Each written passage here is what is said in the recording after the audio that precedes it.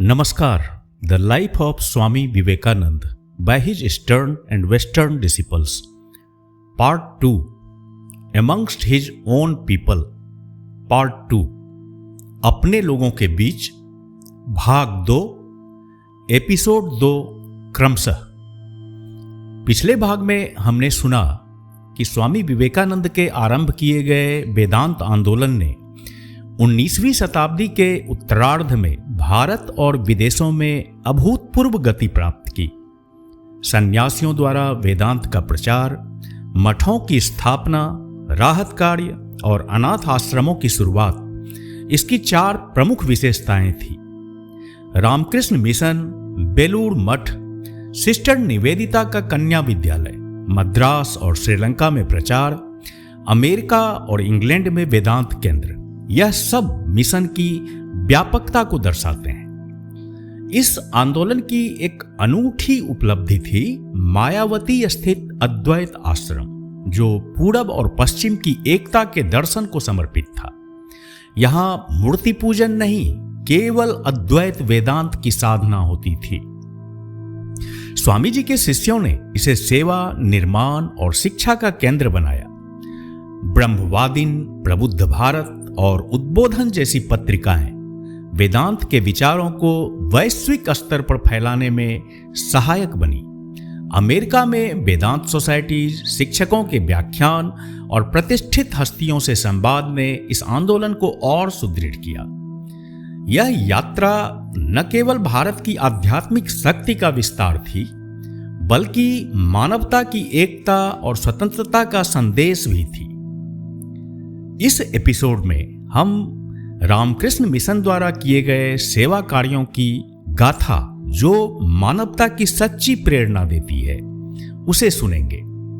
स्वामी अखंडानंद, उन्होंने खैतरी से शुरू करके गांव-गांव विद्यालय खोले, दास बच्चों को मुक्त कराया, शिक्षा दी, संस्कृत पाठशालाओं को वैदिक विद्यालयों में बदला. सरगाछी अनाथालय की स्थापना उनके सेवा दृष्टिकोण की एक मिसाल, जहां बच्चों की संपूर्ण विकास यात्रा शुरू हुई. दिनाजपुर में स्वामी त्रिगुणातीत ने अकाल राहत में अद्भुत संगठन दिखाया और 84 गांवों तक मदद पहुंचाई. उनकी सेवा को सरकार ने भी सराहा. देवघर, दक्षिणेश्वर और कलकत्ता में राहत केंद्र स्थापित हुए और विदेशों से भी इसमें अपार सहयोग मिला. 1899 में प्लेग महामारी के समय रामकृष्ण मिशन प्लेग सेवा समिति बनी. स्वामी विवेकानंद की प्रेरणा से स्वयं झुग्गियों में जाकर उन्होंने सेवा की भावना जगाई. सिस्टर निवेदिता और छात्रों ने स्वच्छता अभियान में हिस्सा लिया.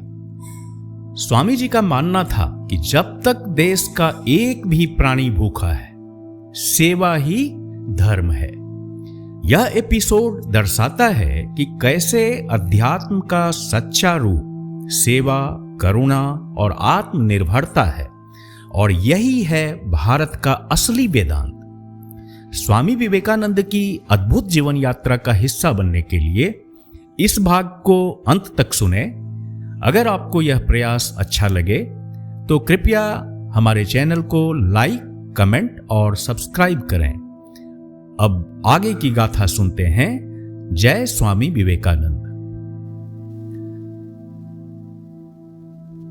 स्वामी अखंडानंद नेता के प्रेरक शब्दों से उद्दीप्त होकर 1894 में खैतरी पहुंचे और वहां शिक्षा का विस्तृत कार्य प्रारंभ किया. स्थानीय पाठशाला, उनकी सक्रियता से विद्यार्थी संख्या आश्चर्यजनक रूप से बढ़ी और शिक्षण स्तर में भी गुणात्मक सुधार हुआ. उस समय राजपुताने में दास प्रथा प्रचलित थी. स्वामी अखंडानंद और उनके प्रयासों से कई दास बालक मुक्त कराए गए और उनके शिक्षण प्रबंध किए गए. शहर तक ही सीमित न रहकर वे गांव-गांव गए और 5 निम्न प्राथमिक विद्यालय स्थापित किया. इन विद्यालयों की समान प्रगति देखकर स्वामी विवेकानंद की सलाह पर खैतरी के राजा ने अपने राजस्व से शिक्षा विभाग हेतु सालाना 5,000 रुपये की अतिरिक्त अनुदान राशि स्वीकृत की. स्थानीय संस्कृत पाठशाला को भी उनके प्रयत्नों से यजुर्वेद पाठ हेतु एक वैदिक विद्यालय में परिवर्तित किया गया। 1895 में स्वामी अखंडानंद अल्पकाल के लिए नाथ द्वारा गए। कड़ी मेहनत के बाद वहां मिडिल इंग्लिश स्कूल स्थापित किया और एक बंगाली युवक की सहायता से कुछ समय तक उसका संचालन किया। राजस्थान के अलवर तथा अन्य राज्यों में उन्होंने सांस्कृतिक संगठनों की नींव डाली, जहां लोक कल्याण से जुड़े विषयों पर चर्चा होती थी। स्वामी अखंडानंद द्वारा मालदा और मुर्शिदाबाद जिले में किए गए अकाल राहत कार्य का उल्लेख हम पहले कर चुके हैं, लेकिन इस सेवा ने एक नई दिशा ली जब दयनीय दशा देखी जिन्हें अकाल ने अनाथ बना दिया था। अखंडानंद जी ने अगस्त 1897 में महुला में 2 छोटे अनाथ बच्चों से अनाथालय की शुरुआत की। यही स्थान उनके राहत कार्य का केंद्र था। 1899 की शुरुआत में अनाथालय को सरगाछी स्थानांतरित कर दिया गया। धीरे धीरे अनाथ बच्चों की संख्या बढ़ती गई। उन्होंने सिर्फ भोजन, आश्रय और सेवा तक ही सीमित नहीं रखा, बल्कि बच्चों की बौद्धिक, नैतिक, आध्यात्मिक और व्यावहारिक शिक्षा का भी प्रबंध किया। उद्देश्य एक था, उन्हें आत्मनिर्भर और समाजोपयोगी मनुष्य बनाना। सिर्फ 2 वर्षों में सीमित संसाधनों के बावजूद उन्होंने अंग्रेजी और मातृभाषा में पढ़ना, लिखना और गणित सिखाने की व्यवस्था खड़ी कर दी। किसी भी जाति और धर्म के अनाथ बच्चों का स्वागत होता था। उन्हें अपनी धार्मिक मान्यताओं को निभाने की पूर्ण स्वतंत्रता दी गई। स्वामी अखंडानंद कठिनाइयों से जूझते हुए स्वैच्छिक संकल्प के पथ पर साहसपूर्वक आगे बढ़ते रहे। हालांकि स्वास्थ्य पर इसका विपरीत असर पड़ा, पर वे रुके नहीं। यदि स्वामी विवेकानंद सेवा के विचार के प्रेरक तत्व थे, तो स्वामी अखंडानंद उस विचार को व्यवहार में परिणत करने वाले प्रथम अग्रदूत थे। अगस्त 1897 में दिनाजपुर में एक और राहत केंद्र खोला गया, जहां भूख से कई मौतें हो चुकी थी। यह केंद्र स्वामी त्रिगुणातीत के नेतृत्व में चला। उन्होंने मुर्शिदाबाद की तरह योजनाबद्ध राहत कार्य किए। सिर्फ 2 महीनों में वे 84 गांवों तक सहायता पहुंचा सके। सरकार ने उनके निस्वार्थ सेवा कार्य को देखकर रियायती दरों पर चावल खरीदने की अनुमति दी, जैसा कि स्वामी अखंडानंद को मिली थी। सरकारी रिपोर्ट के इस अंश से स्पष्ट है कि सरकार भी स्वामी त्रिगुणातीत के प्रयासों की प्रशंसा करती थी। मैं अपनी रिपोर्ट को पूर्ण नहीं मानूंगा यदि मैं स्वामी त्रिगुणातीत रामकृष्ण मिशन के सदस्य द्वारा किए गए उत्कृष्ट कार्य का उल्लेख ना करूं। यहां स्वामी ने अत्यंत कष्टपूर्ण परिस्थितियों में निवास किया और योग्य जरूरतमंदों को निःशुल्क चावल वितरित किया। उन्होंने सत्य तक पहुंचने के लिए हर संभव प्रयास किया और जहां तक संभव हो सका स्वयं जाकर मामलों की व्यक्तिगत जांच पड़ताल की। बाद में उन्होंने दिनाजपुर नगर में भी कुछ राहत कार्य किए। यह राहत कार्य जाति और संप्रदाय के भेदभाव के बिना किया गया। मैं यह भी जोड़ना चाहता हूं कि स्वामी जी ने यह पूरा कार्य बिल्कुल अकेले किया, न मेरी मदद ली, न ही किसी और की। जब यह कार्य समाप्त हुआ तो 3 दिसंबर 1897 को दिनाजपुर के प्रमुख नागरिकों ने एक जनसभा आयोजित की, जिसमें स्वामी त्रिगुणातीत को धन्यवाद ज्ञापन भेंट किया गया। सभा के अध्यक्ष ने स्वामी जी को धन्यवाद देते हुए कहा, मैं स्वामी जी के इस शुभ और निस्वार्थ कार्य को पूरी तरह समझता हूं। उनका इस जिले से कोई व्यक्तिगत संबंध नहीं था। उनका एकमात्र उद्देश्य था मानवता की सेवा। उन्होंने अधिकारियों की मदद पर निर्भर नहीं किया, ना ही उनके विरोध में कोई कार्य किया। स्वामी जी ने हर कार्य स्वयं अपने हाथों से किया। यही है स्वशासन का असली रहस्य। स्वशासन का अर्थ केवल बैठकें करना नहीं है, बल्कि कार्य को स्वयं करना है। यदि हमारे पास ऐसे और लोग हों तो निस्संदेह हम स्वशासन की दिशा में और आगे बढ़ सकते हैं। मैं इस सभा की अध्यक्षता कर गर्व महसूस कर रहा हूं, क्योंकि यह यद्यपि एक छोटी सी शुरुआत है, लेकिन यह सही दिशा में आत्मनिर्भरता का बीज है। यदि यह बीज है तो समय आने पर अवश्य बटवृक्ष बनेगा। धन्यवाद पत्र पढ़ने के बाद स्वामी त्रिगुणातीत खड़े हुए और लगभग 2 घंटे तक ओजस्वी भाषण दिया। जिसमें उन्होंने अकाल के कारणों और उनके समाधान पर विस्तार से चर्चा की। उनका यह भाषण बहुत सराहा गया। इसी समय स्वामी विरजानंद ने देवघर में तीसरा राहत केंद्र स्थापित किया, जो पहले केंद्रों की ही तरह चला। इसके अतिरिक्त दक्षिणेश्वर और कलकत्ता में भी राहत केंद्र खोले गए। इंग्लैंड और अमेरिका में स्वामियों के मित्रों और शिष्यों ने जब भारत में जनता की विपत्ति की खबरें सुनी तो वे अत्यंत आंदोलित हुए, बैठकें आयोजित की और दरिया दिली से आर्थिक सहायता भेजी। यह स्मरणीय है कि जब मई 1898 में कलकत्ता में ब्यूबोनिक प्लेग फैल गया तो जिन लोगों के पास गांव में घर थे वे शहर छोड़कर भागने लगे, लेकिन जिनके पास ऐसा कोई विकल्प नहीं था उनके लिए सोचना एक सन्यासी अर्थात स्वामी जी का काम था।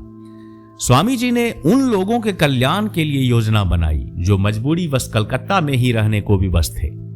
अब अगले वर्ष फिर से प्लेग फैला तो स्वामी जी के निर्देश पर 31 मार्च को रामकृष्ण मिशन प्लेग सेवा समिति की स्थापना हुई। इस समिति ने संगठित रूप से बहुत प्रभावी कार्य किया। स्वामी विवेकानंद स्वयं झुग्गी बस्तियों में रहने चले गए ताकि लोगों का मनोबल बढ़े और कार्यकर्ता प्रेरित हों। सेवा समिति में सम्मिलित लोग सिस्टर निवेदिता को सचिव बनाया गया। स्वामी सदानंद मुख्य अधिकारी बने। स्वामी शिवानंद, नित्यानंद और आत्मानंद ने सहायक की भूमिका निभाई। शहर के 4 क्षेत्रों की झुग्गी बस्तियों से गंदगी के कई ठेले साफ किए गए और उन्हें पूर्ण रूप से विसंक्रमित किया गया, वह भी स्वामी जी की सीधी निगरानी में। 22 अप्रैल को क्लासिक थिएटर हॉल में आयोजित एक सार्वजनिक सभा में जब सिस्टर निवेदिता ने प्लेग और विद्यार्थियों का कर्तव्य विषय पर अपना प्रभावशाली भाषण दिया, तब मंच पर विराजमान स्वामी विवेकानंद ने भी हृदय को झकझोरने वाले शब्द कहे। उनके इन ओजस्वी वचनों का यह परिणाम हुआ कि 15 छात्रों ने सेवा के लिए स्वयं को समर्पित कर दिया। इन विद्यार्थियों ने झोपड़पट्टियों में घर घर जाकर निरीक्षण किया, स्वच्छता पर आधारित साहित्य का वितरण किया, लोगों को परामर्श दिया, प्रत्येक रविवार को रामकृष्ण मिशन में एकत्र होते, अपने कार्य की रिपोर्ट सिस्टर निवेदिता को सौंपते और उनसे निर्देश प्राप्त करते जब तक कि प्लेग का प्रकोप शांत नहीं हो गया। इसी समय एक और परंपरा लोगों के बीच लोकप्रिय होने लगी, श्री रामकृष्ण जन्मोत्सव का आयोजन। यह उत्सव जो स्वामी जी की पश्चिम यात्रा के बाद एक राष्ट्रीय पर्व बन गया, न केवल धार्मिक भाव से जुड़ा बल्कि जहां जहां रामकृष्ण मिशन की शाखाएं थी वहां हजारों गरीबों को भोजन कराना इस उत्सव का प्रमुख अंग बन गया। यह सेवा कार्य जो मिशन की स्थापना के 2.5 वर्षों के भीतर हुआ, केवल उसके कार्यों की गिनती से नहीं बल्कि उस भावना से मापा जाना चाहिए जिससे यह किया गया। सेवा, सहयोग और भाईचारे की वह चिंगारी जो दूसरों के जीवन में भी जली और फैलती चली गई। उन्हीं दिनों जब देश में अकाल की भीषण पीड़ा फैली हुई थी, स्वामी विवेकानंद की सबसे बड़ी चिंता पीड़ितों के लिए थी। दुख से कराहती जनता की आवाज हृदय को चीर देती थी। उस समय जो कोई भी उनसे जन कल्याण के विषय पर बात करता वह उनकी करुणा और संवेदनशीलता से चकित रह जाता। अब जब हम स्वामी जी की दूसरी पश्चिम यात्रा के ठीक पहले के महीनों की ओर लौटते हैं तो कई उल्लेखनीय घटनाएं घटती हैं। इन घटनाओं को क्रमवार नहीं लेते हुए भी हम एक बात देख सकते हैं, स्वामी जी की करुणा इतनी जबरदस्त थी कि कभी कभी विद्वानों का दर्शन और धर्म की चर्चाएं भी उसके सामने तुच्छ प्रतीत होती थी। ऐसा ही एक प्रसंग है। संभवतः अप्रैल 1897 के आसपास हितवादी पत्रिका के प्रतिष्ठित संपादक पंडित सखाराम गणेश देवस्कर 2 मित्रों के साथ स्वामी जी से मिलने आए। जब स्वामी जी को ज्ञात हुआ कि उनमें से एक पंजाब से हैं तो उन्होंने पंजाब की भूखमरी, लोगों की हालत और उनके उत्थान की बातों पर चर्चा शुरू कर दी। बातचीत शिक्षा, सामाजिक सुधार और ऊंचे वर्गों के कर्तव्यों तक पहुंची। जब वे लोग विदा लेने लगे तो पंजाबी आगंतुक ने खेद व्यक्त करते हुए कहा, स्वामी जी, हम तो आपसे आध्यात्मिक शिक्षाएं सुनने की बड़ी आशा से आए थे, लेकिन दिन भर की बातचीत तो सांसारिक विषयों में ही निकल गई। यह सुनकर स्वामी विवेकानंद गंभीर हो गए और बोले, जब तक मेरे देश का एक भी कुत्ता भूखा है तब तक उसे खाना खिलाना और उसकी देखभाल करना ही मेरा धर्म है। बाकी सब या तो अधर्म है या झूठा धर्म। यह सुनकर तीनों आगंतुक निःशब्द रह गए। वर्षों बाद पंडित देवस्कर ने इसी घटना को याद करते हुए कहा, स्वामी जी के ये शब्द मेरी आत्मा में जलते हुए उतर गए। तब जाकर मुझे पहली बार सच्ची देशभक्ति का अर्थ समझ में आया। एक और प्रसंग में उत्तर भारत के एक पंडित स्वामी विवेकानंद से वेदांत पर शास्त्रार्थ करने के उद्देश्य से मिलने आए, लेकिन उस समय स्वामी जी अत्यंत उदास थे। देश भर में फैले भयानक अकाल की पीड़ा उन्हें अंदर तक झकझोर रही थी।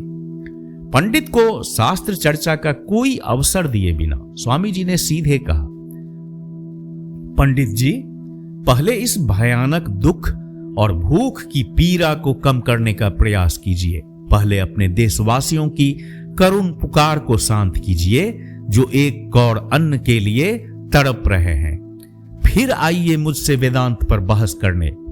हजारों भूखों से मरते लोगों को बचाने के लिए जीवन का हर क्षण, हर सांस अर्पित कर देना, यही वेदांत का सच्चा धर्म है। एक श्रोता ने ठीक ही कहा था, हठयोग की कठिन तपस्याएं और शरीर यंत्रणाएं भी स्वामी विवेकानंद द्वारा दिखाए गए इस उच्चतर और महान मार्ग के सामने फीकी लगती है। मानवता की वेदी पर अपने जीवन का बलिदान देना। 13 फरवरी को सिस्टर निवेदिता ने कोलकाता के अल्बर्ट हॉल में काली और उनकी उपासना विषय पर एक व्याख्यान दिया। अध्यक्षता कर रहे थे डॉक्टर महेंद्र लाल सरकार। निवेदिता ने अपना भाषण पहले से लिखा और स्वामी विवेकानंद को दिखाकर उनकी अनुमति ली। कार्यक्रम में कोलकाता के अनेक प्रतिष्ठित लोग उपस्थित थे और हॉल खचाखच भरा हुआ था, परंतु डॉक्टर सरकार ने मंच से काली उपासना की आलोचना की और निवेदिता पर आरोप लगाया कि वे अंधविश्वास फैला रही है। वे बातें जिन्हें पढ़े लिखे भारतीय दूर करना चाहते हैं। तभी श्री रामकृष्ण के एक कट्टर भक्त और मां काली के प्रेमी ने उत्तेजना में आकर अध्यक्ष को बूढ़ा शैतान जैसे शब्द कहे और वहां एक प्रकार का वाक युद्ध होने लगा। अध्यक्ष मौन रहे, लेकिन निवेदिता ने बीच में हस्तक्षेप कर स्थिति को संभाला। फिर भी यह व्याख्यान इतना प्रभावशाली रहा कि काली घाट मंदिर के आयोजकों ने निवेदिता को वहां भी काली उपासना पर बोलने के लिए आमंत्रित किया। उन्होंने स्वामी जी से परामर्श लिया और जब उन्होंने अनुमति दी तब 28 मई को उन्होंने मंदिर में एक और व्याख्यान दिया। फरवरी 1899 के दूसरे सप्ताह में अचानक स्वामी जी ने निर्णय लिया कि वे स्वामी सदानंद के साथ 14 फरवरी को मद्रास जाएंगे और यदि समुद्री यात्रा उनके स्वास्थ्य को अनुकूल लगेगी तो वहीं से इंग्लैंड के लिए प्रस्थान करेंगे। उन्होंने सिस्टर निवेदिता को भी साथ ले जाने का विचार किया, पर स्वामी सदानंद ने इसका विरोध किया, इसलिए वे पीछे रहीं। किंतु कुछ ही समय में स्वामी जी ने योजना बदल दी, क्योंकि उनका चल रहा उपचार बीच में रुक जाता। उन्होंने निर्णय लिया कि वे एक और महीना रुकेंगे और संभव हुआ तो पश्चिम के लिए निकलेंगे। पहले ही 16 दिसंबर 1898 को स्वामी जी ने अपने पश्चिमी गमन की घोषणा की थी, परंतु स्वास्थ्य खराब होने के कारण यह यात्रा टलती रही। उन्होंने मई 1898 में राजा खैतरी के साथ जाने की इच्छा जताई थी, लेकिन डॉक्टरों ने इसकी अनुमति नहीं दी। जनवरी 1899 में मिसेज बुल और मिस मैक्लियोड के साथ भी वे नहीं जा सके। फिर भी यह स्वामी जी की गहरी इच्छा बनी रही, एक ओर अपने स्वास्थ्य के लिए और दूसरी ओर यह देखने के लिए कि इंग्लैंड और अमेरिका में उनका कार्य किस प्रकार चल रहा है। इंग्लैंड में वेदांत कार्य की एक विशेष उपलब्धि थी लंदन की प्रसिद्ध प्रकाशन संस्था लॉन्गमैन्स ग्रीन एंड कंपनी द्वारा प्रकाशित पुस्तक Ramakrishna his life and sayings, जिसके लेखक थे प्रख्यात विद्वान एफ मैक्स मूलर। जैसा कि हम पहले देख चुके हैं, इस पुस्तक के पीछे स्वामी विवेकानंद के प्रयास भी कुछ हद तक जुड़े हुए थे।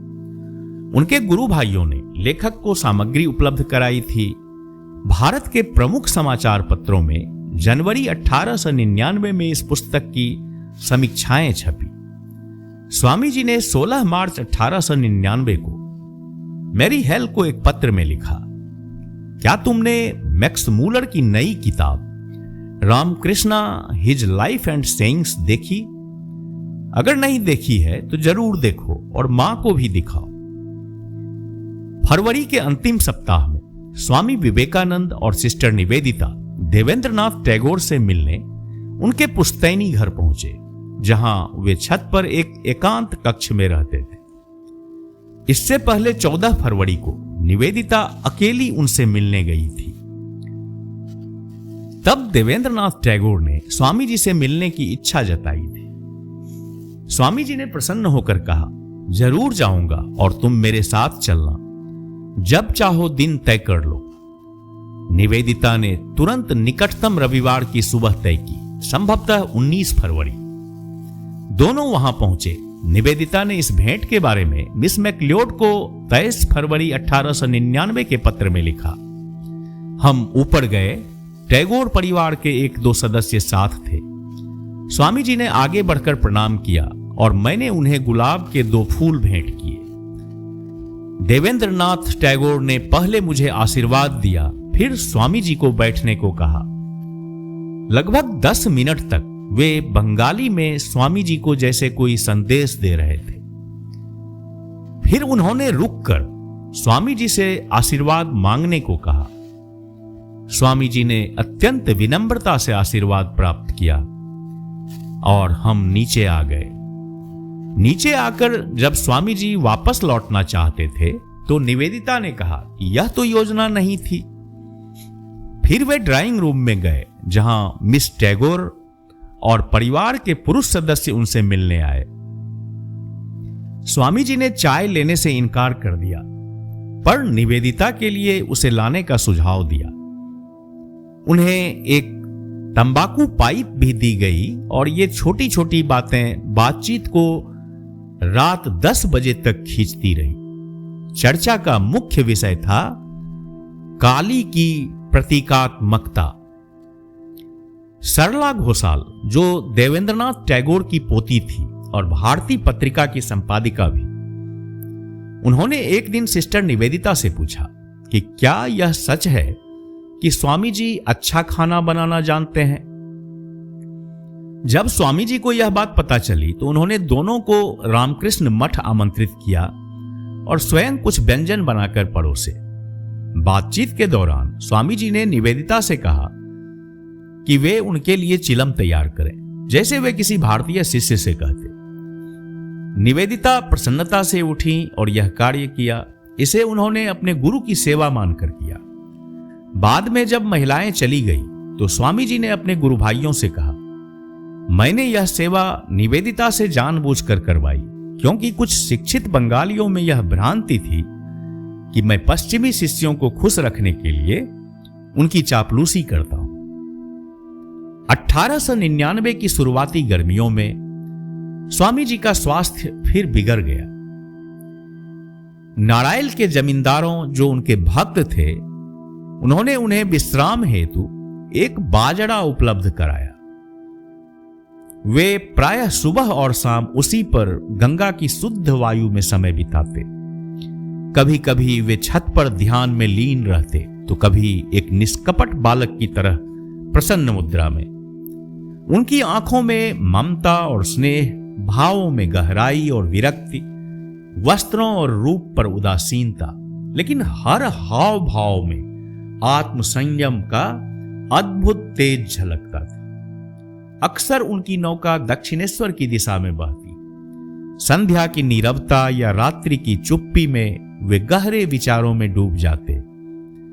दिन भर की शिक्षाएं और उपदेशों के बाद ये शामें उनके लिए सच्चा विश्राम थी, मानवता के मसीहा की आत्मा का गंगा की गोद में शांति से विश्राम।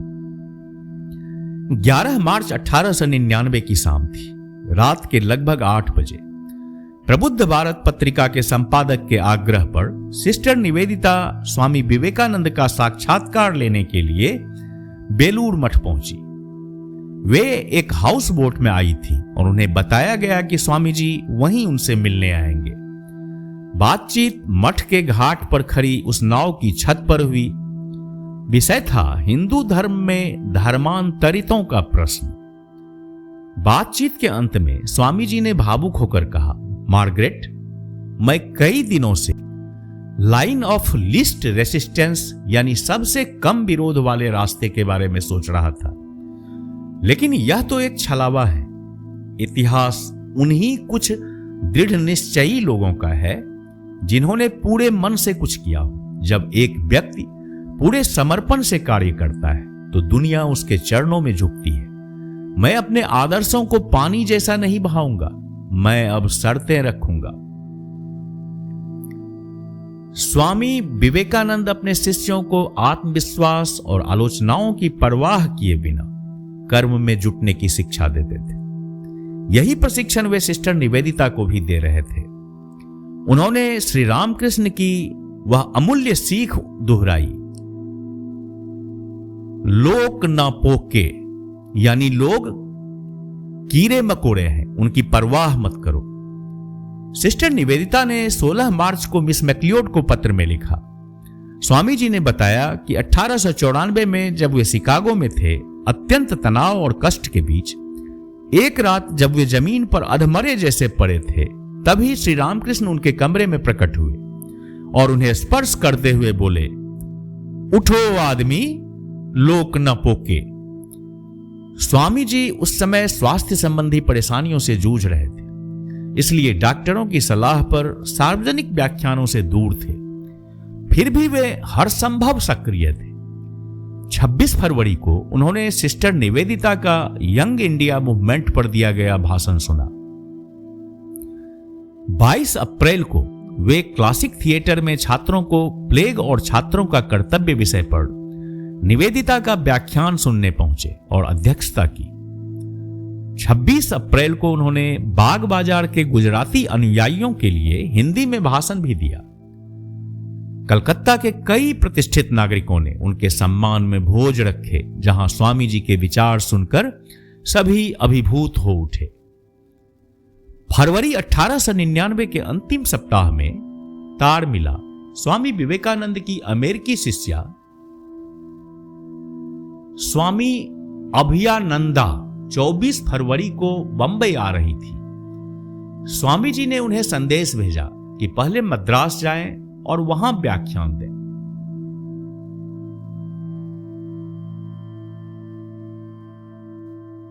क्योंकि 19 मार्च को बेलूर में श्री रामकृष्ण की जन्मतिथि का उत्सव होना था।